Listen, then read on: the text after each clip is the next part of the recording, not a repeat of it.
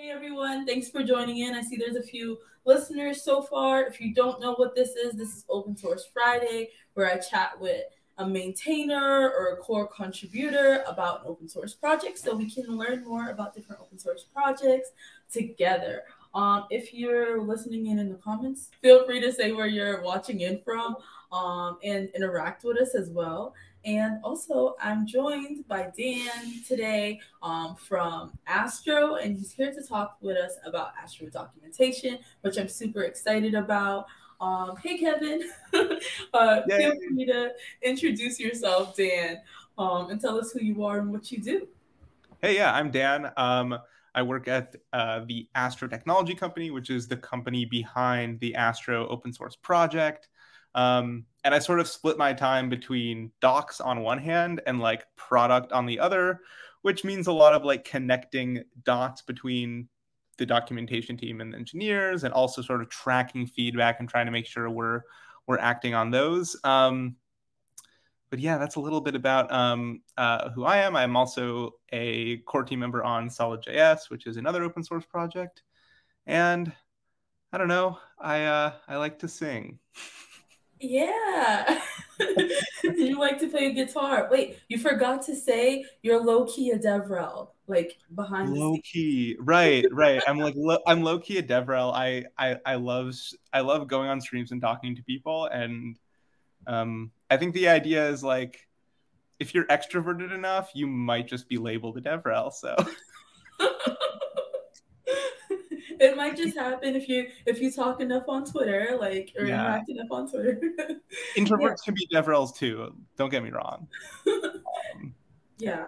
I think I'm introverted, so I don't know. But how about how about you tell us a little bit more about what Astro is for anybody who doesn't know about it? Yeah, Astro has recently announced its 1.0 release about a month ago, and it's been sort of circling around the Twitterverse, so you might have heard of it, but it is a content-focused site builder, so it helps you really easily build blogs or marketing sites or any sort of like highly sort of I'm distracted by chat, so like documentation, no. Any sort of site that has a content-based static aspect to it. So the sort of magic feature of Astro is that you do most of the work on the server to arrange all of the content and present it. And if you do need interactivity on the browser, you can choose any front-end framework you want, React, Svelte, Vue, Solid, for those interactive parts. So the idea is that this is super efficient because most of your site is just static HTML. It will send no JavaScript by default, so your site will show up super quickly. And then as you need more interactivity, you can opt into that and send just that to the browser. So that might have been long-winded, but basically it's a cool way to make websites. That's what it is. Not long-winded at all. It was a perfect description. I've used it a little bit. I really want to get a chance to use it more, but I will attest to the fact that it was way faster to develop with Astro. Like I did a project comparing like Next.js with Astro and some other like frameworks that I'm used to, and I was like, yo, I'm getting real fast with Astro. It was just like plug and play with different components. So I did love that factor. Yeah, we used to have a tagline, build fast sites faster, which is a little cheesy, but I kind of like it because, yeah, the whole idea is it's not just, a super performant tool, it's also easy to get started with. And that's what really attracted me to it, is that like I want to work on tools that are accessible, that are easy to learn and easy to teach and easy to wrap your head around. And Astra sort of felt that way to me. Yes, yeah, and I want to highlight Kevin's comment. He said, "Want to be cool? Use Astro." I agree. Kevin is one of our docs maintainers, so shout out to him for coming along for the ride. He sort of is part of the open source community, and the way Astro works is that community members who contribute a lot can get recognized as maintainers, and then they have GitHub access and special roles. So Kevin is one of those maintainers who focuses a lot on docs. Nice. I didn't know what area his focus was in. So this is awesome. He said, I can break docs now. Yeah, he has the GitHub merge button. So I'm curious. Actually, I forgot about this question. I really wanted to ask you this about like what makes good documentation in your opinion. I always see you like talking with Anthony. Well, I've seen you once, maybe not always, but I've seen you talking with Anthony once about like semantics and different things. So it seems like one of your passions, and I'm curious, like, what is your thoughts on like what makes good documentation? Yeah, I talk a lot about audience. So every piece of documentation is going to be read by someone. And depending on who you're aiming to reach with a certain piece of documentation, your aims will change. But it's not just the background of the person who's reading. So that's one idea, is that if you're writing documentation that, you know, is meant to be picked up by beginners who are starting to use your project, you want to use as basic terminology as you can. You don't want to use terms that assume a certain level of knowledge. But on the other hand, if you're writing a piece of docs that are going to be read by like a really experienced user, like it's more of a reference guide or a really technical detail, then you might kind of sound patronizing if you use the most basic terminology. So having that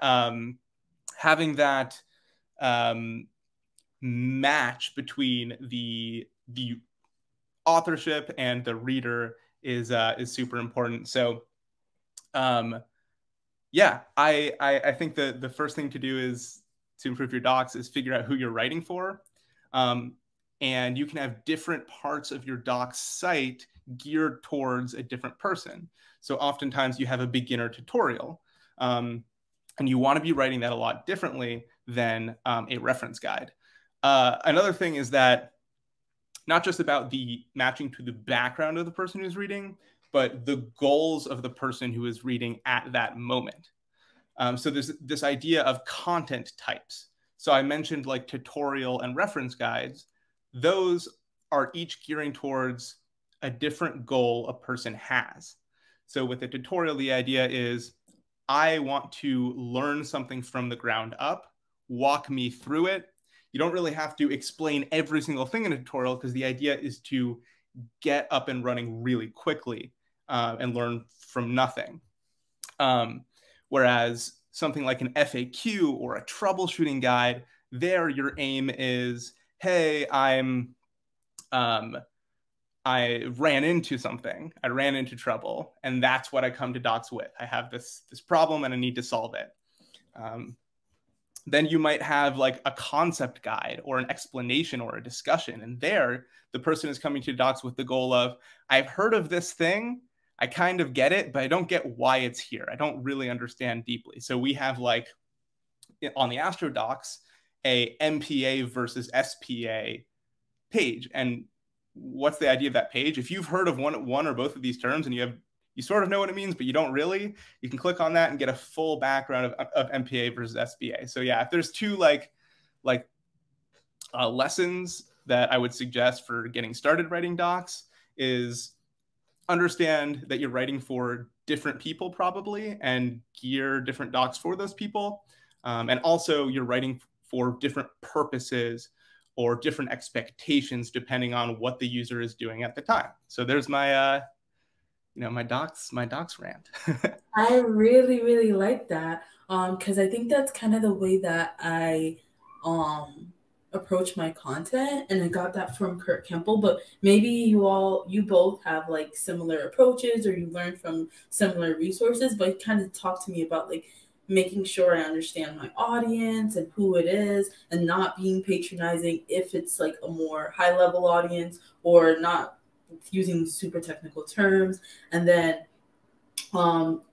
you use the word like reference and stuff like that. I think he had talked to me about like the difference between a guide or a tutorial or a reference or explanation and stuff like that.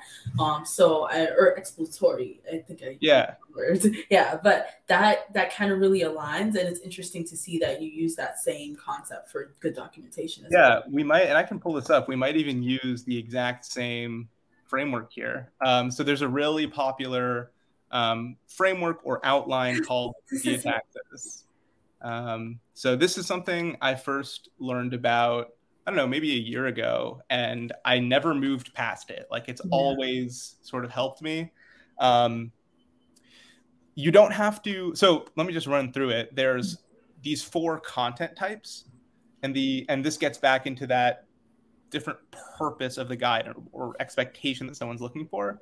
Mm-hmm. So for the tutorials, it's learning oriented, and you see on the axes, it's under serve our study, meaning you're trying to learn something, and it's very practical, meaning sort of what I was explaining before, like you don't literally have to explain all the concepts as you go through the tutorial, because the idea of the tutorial is it's practical. You want to get something out of it. But the overall goal is to learn the framework. And then, below that, we have these explanations, which are still about learning the overall framework, but it's no longer so practical anymore. We want to have a discussion. We want to really dive deep into a concept. And then as we loop around the circle, the bottom right, we're still in that explanatory area, that knowledge-based rather than action area. But now we are more focused on the, it's information oriented. It's very specific, very detailed and specific to all of the different parts of the frameworks. Whereas on the explanation side, it might be the overall concepts. On the reference, it's like every single API piece. And it serves our work. The axis has changed. It's because usually you'll go to a reference when you see a specific function or something the framework lets you do, and you want to learn more about it. And then the last one is the how-to guides, where it's task-oriented. So you sort of know you want to accomplish something, but you don't know how. And we're back into the practical area. But the goal is no longer to learn the overall framework. It's to learn how to, I don't know, use Astro to connect with a CMS, publish Astro to GitHub, that kind of thing. Yes. Yeah, this looks exactly, this is not the website he showed me, but this is the exact picture that he gave me. So it is probably the same methodology. I love this. And I've been able to not just use it for if I'm writing a blog post or documentation. I've been able to use it for making videos or doing a talk, and even what my talk's realizing, is this going to be a workshop style talk, or is it just a talk where I'm showing something, you know what I mean? So I think people should apply this. Yeah, I like that a lot. A lot of conference talks are in the bottom left, where they're very explaining a new concept, but some of them are more on the top right. I figured out how to do a specific thing, and let me walk you through all those steps. So yeah, this is great for talks and workshops. Yes, love it. All right, let's make the pivot, if you're ready, into looking, especially since your browser's open, looking at the Astro documentation and learning more about it.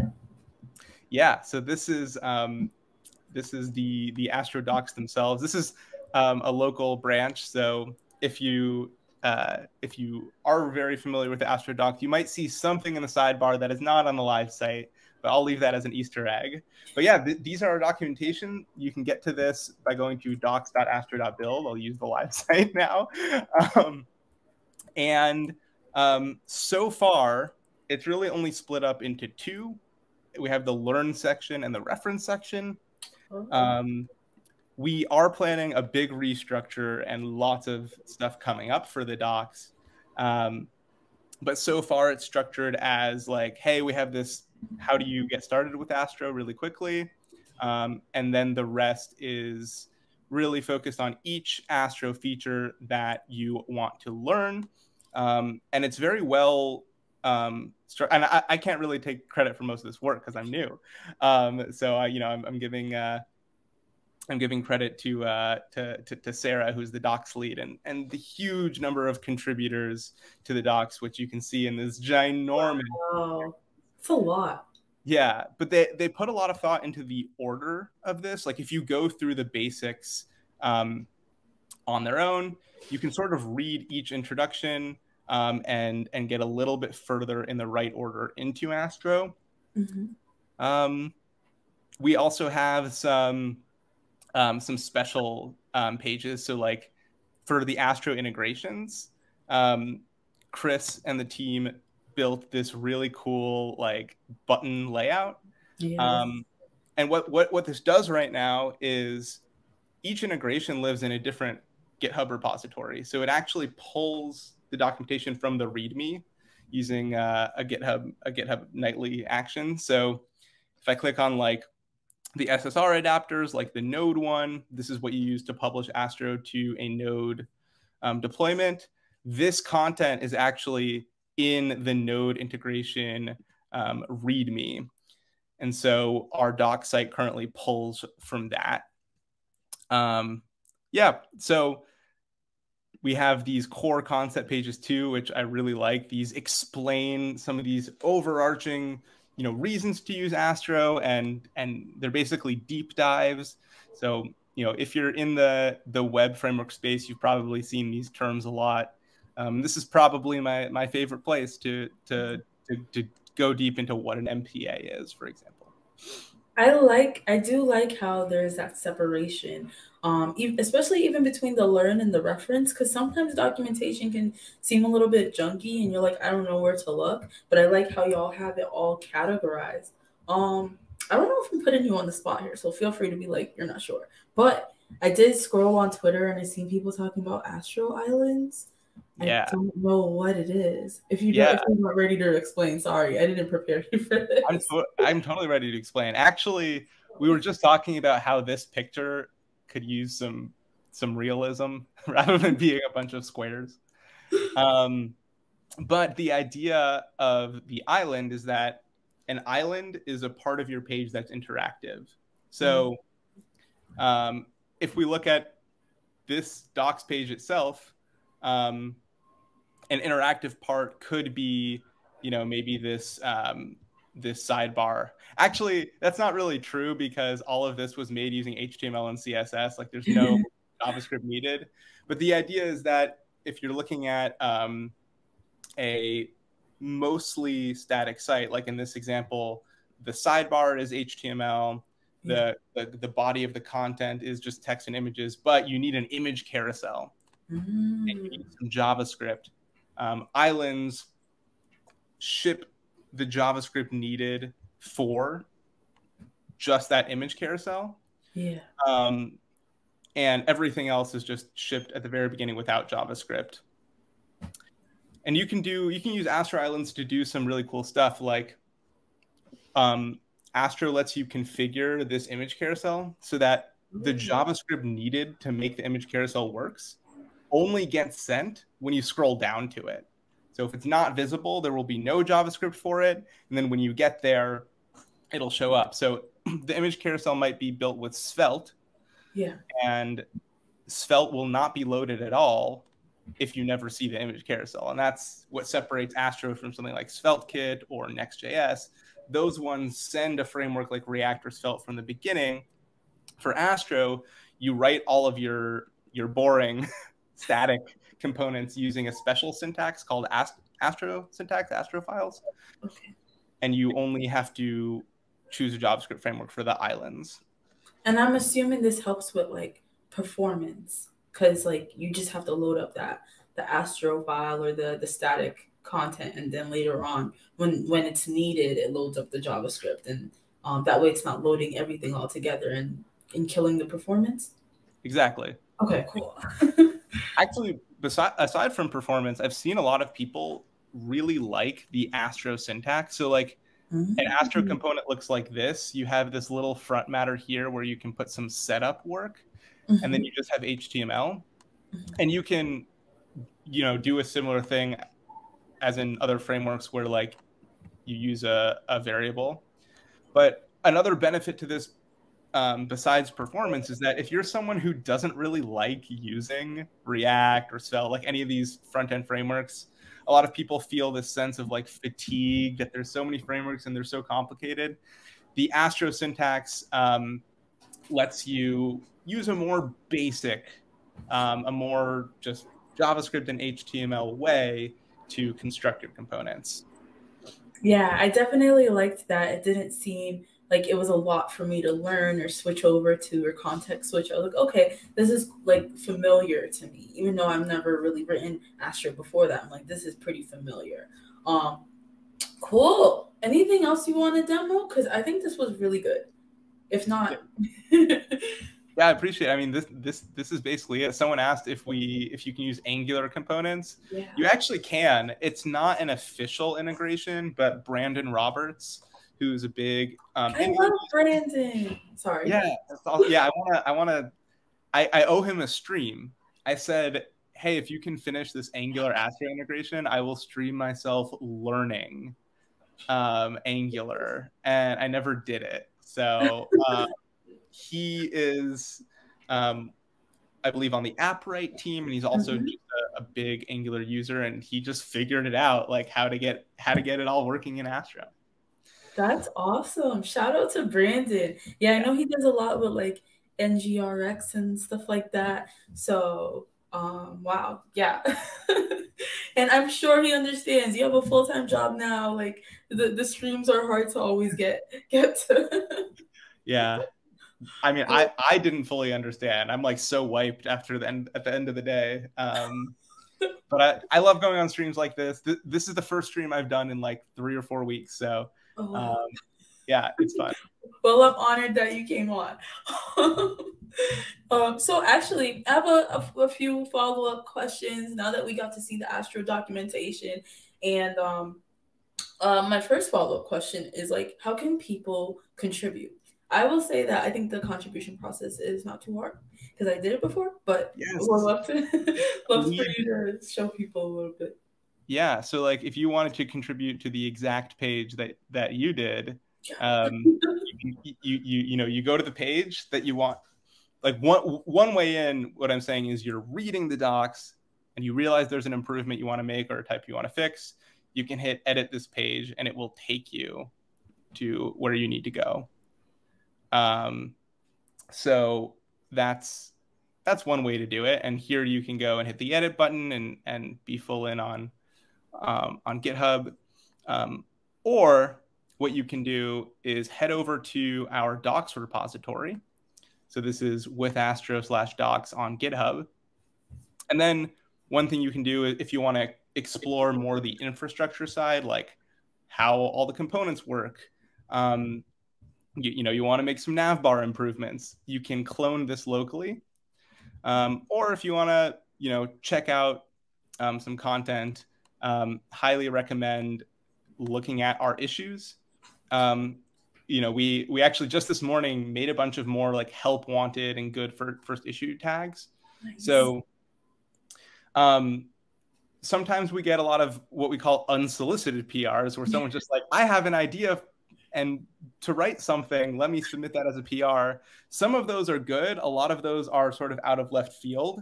So if you want the highest chance of like, being helpful and getting your contribution merged, definitely check out the existing issues. You can, sort by help wanted. And it's like, oh, look, there's all these little gotchas. I bet I can help document, I don't know, this first one. And this is me being like, just click this link to this discussion. We need to document something. But the idea is you can read the thread, you can decide to contribute, and then you can go and fork it and make a PR. So yeah, check out the issues. And we really, really love, open source contributors. Everyone who's working on the docs team now started outside the project as an open source contributor and came in and eventually joined the team. So this is a very homegrown, feel. We really want as many contributors as we can, especially translators. Mm-hmm. So we have 6 or 7 language efforts. So if you go to the top, you can see we have all these different languages, and there's 2 ways to contribute. You can make a PR for a page that hasn't been translated yet, or you can review an open PR. So there's a document, I believe it is here, translating.md. And this explains everything you need to know about working on translations for the Astro docs. And one of the things you'll learn here is that joining us on Discord is the best way to coordinate work. But there's this huge guide for helping out and contributing a language. And if you look at our PRs, you'll see tags. Like this one is Chinese, I believe, traditional Chinese. And you can, if you see one of these and you want to check someone's work, like let's say you speak Chinese, which I wish I did, you can go and read their work, leave a comment. So that's just something I wanted to emphasize, is that reviews are also super valuable. You don't just have to be the one to write, you can also review a PR. Yes, I love this stream so far. We're talking like all about like non-code contributions. It could be in the form of a review, could be in the form of documentation or translation. Like this is good. I love that y'all have that. And I know we have a couple of people from like Guatemala and Argentina tuned in. So if you did want to contribute and help improve like the Spanish translations and stuff like that, it would be a big help, I'm sure. And Kevin has really been spearheading the Spanish effort himself, and he's in the chat. So, you know, it's we got a thumbs up. So, yeah, very helpful that Kevin's here. Yeah, and you gave some good advice too about like don't do too many rogue PRs. Like there's less of a chance. I think my PR was rogue, so don't listen to me. I think we merged it. But like that's like across the board for most open source projects though. Like you'll have more chances if you find an open issue, or maybe if you create an issue and see what happens. But yeah, you can always make your own issue and then create a PR after the issue got some discussion. Yeah. And we have a super active Discord community. So that's astro.build/chat. If you go to this link, maybe I shouldn't hit it because it'll open up some private DMs or whatever. But what I love about this Discord is, you know, a lot of times you're not so sure about what's going on. It can be kind of daunting to go and open up a PR for a project. But if you come hang out on Discord, you can, you know, learn the ropes, learn some names, and start joining the community. Oh my God, we love your PR. It broke the reviews record. Like because of all the mistakes. Everyone's like, change this, change that. But thank you. And I did put the link to joining the Discord, astro.build/chat. And then also, again, for joining or looking at their documentation on GitHub or that repo, it's github.com/astro/docs. Yeah, I will say your Discord's pretty good. I have I sometimes talk to Mayank, and he's always like talking about like, yeah, the community is so great, and like he feels like he's part, or they feel like they're part of it. Sorry. So yeah, if y'all are looking for a welcoming community, that's Astro. Let me see a few more questions. We're really nearing the end. I'm just curious about like what your motivation for getting involved in Astro was. Yeah, I originally discovered Astro as a way, like this cross framework way to build sites. I could use any framework I wanted, including Solid, which is this other front-end framework I'm involved in. And then I just sort of like fell in love with it. Especially the community. I think the Discord community really hooked me. I'm like, oh, these people like actually care about Astro. They're not just here for support, like they care about each other and they care about improving the project. And that was a big motivator. And then, yeah, eventually I got involved as a contractor. And yeah, I took the opportunity to work full-time in open source. I never want it to seem like, oh, I do this for free, because that's misleading. Like, I do work as my job on Astro. But I originally, was just super interested in the community, and it just came from that. Yeah, and it sounds like what you said, that happened to a lot of people, where there were a lot of core contributors, and then Astro valued them and decided, hey, why don't you come on as a full-time member or a contractor? And I think it's good to shout out that, like, you are getting paid, because a lot of times people think open source is a free thing.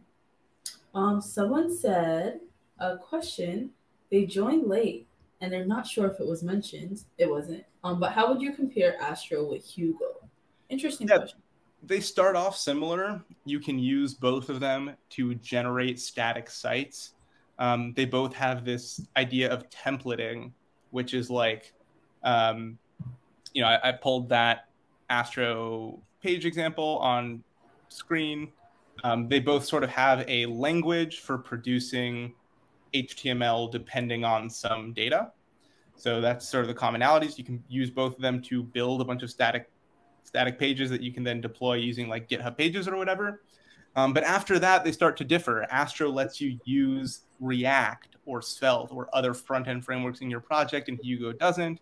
And Astro also has this SSR mode, where instead of building to a bunch of static pages, Astro has a mode that can build it to a server. And then you can run this server and on the fly respond to requests. And in that way, it's a bit more like PHP or Next.js than something like Hugo. So I've also never used Hugo. So it sounded right. I've never used Hugo either, but it sounded pretty on point from what I hear people say about Hugo and my little experience with Astro. Cool. I know you were showing me some GitHub actions. We don't have to go through each and every one of them, but if you can just like give us an overall, like, I don't know, the word left my mind, but basically just tell us what GitHub features that Astro tends to use. Yeah, we can look at the sidebar and get an idea. Like, the format code one formats code automatically. We have a really cool one that I don't know which one it is, but if you are referencing, if you have a link in your page that is broken, it will show up on your PR and be like, this link is broken. Or if the link isn't formatted correctly, like with an ending slash, it will also say like, fix the link first. So that's super cool.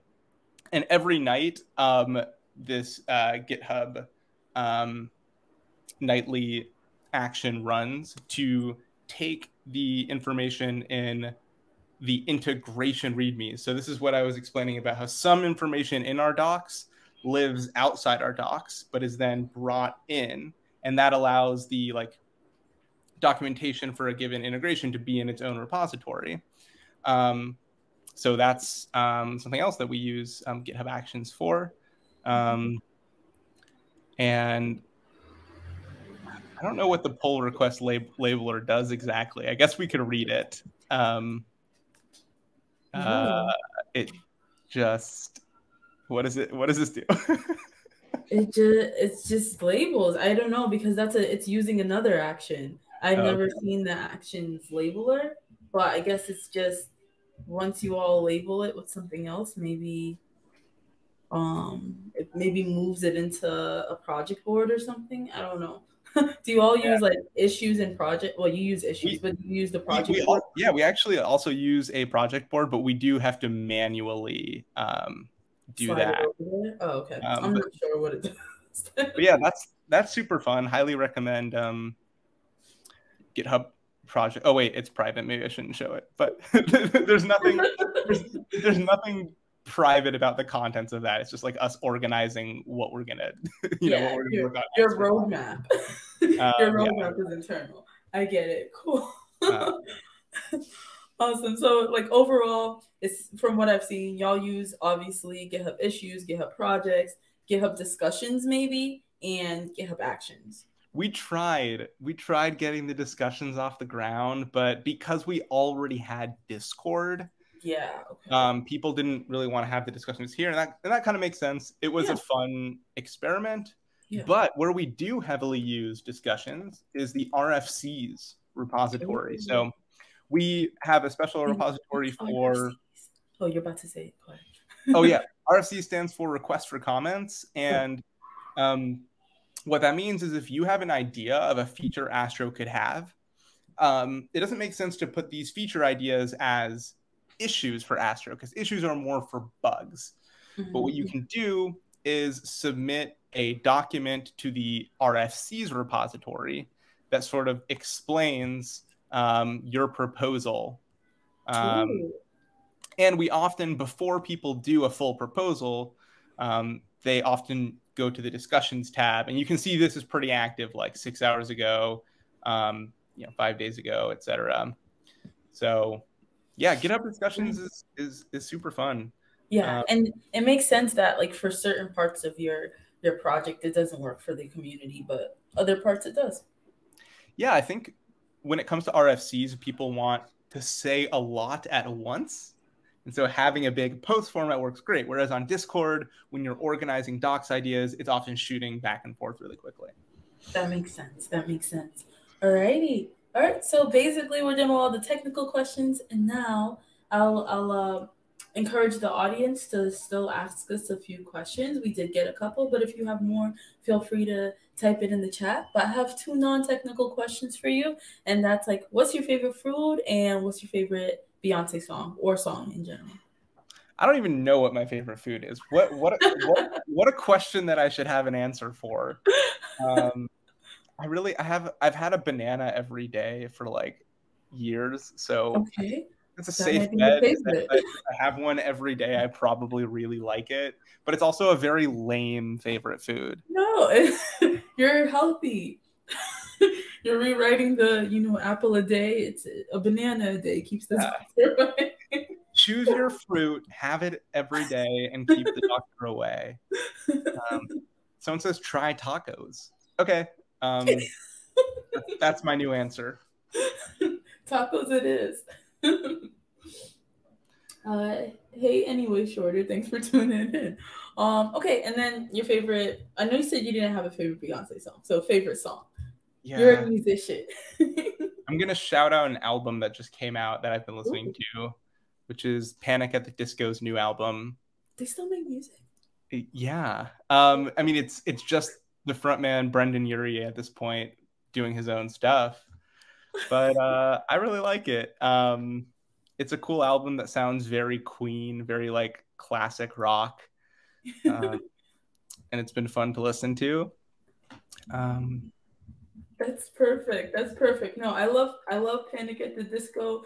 I don't even know the name of this song, but like when we were in like probably middle school, that Panic at the Disco song that came out, and they're like, haven't you people ever heard of whatever? Yeah. Like, that's my one Panic at the Disco song. Yeah, I write Sins Not Tragedies, the one everyone knows how to sing along to for some reason. If I ever needed to memorize a song or say the words to a song I've memorized, it would be that. And someone said their favorite is their favorite Beyonce song is Love on Top. Good choice. Love it. I'm glad we got a real Beyonce answer. Awesome. All right. So I think like that is it for the stream. You taught me a lot about the Astro documentation. You have a lot of knowledge. I mean, of course you work there, but still it was pretty helpful to see. And I hope this was helpful for other people who were listening in. I want to like re-encourage y'all to contribute. And even like rewatch this if you needed to double check on like how to do it, but go ahead and contribute. The repo is github.com/astro/docs. Dan gave me a lot of good advice about like even what makes good documentation. And then also if you wanted to chat with the Astro community. They're super warm and welcoming. Go to astro.build/chat and it will lead you to a Discord. Is there any last things you wanted to add or promote? Should people follow you? Oh, sure. They can follow me on Twitter. You can follow me everywhere. It's Jutanium, which I should have put in my little StreamYard header. I hope I spelled it right. I'm a bad speller. Is that it? That's it. Yeah. Sometimes I'm pretty active on Twitter. Sometimes I give Twitter up for like a week at a time because it, gets in my brain. But if you always want to make sure you can reach me, the Astro Discord is probably the place. And you can tag me, Jutanium, there. And I will, pretty much always answer. So come hang out. Awesome. And thank you so much, Dan, for taking the time to hop on the stream. I know you got a lot going on. You're busy. And also thanks to the Astro team for hanging out in the chat and watching us and supporting and retweeting. Appreciate that. I will say goodbye to everybody now. Bye, y'all. Thanks for joining.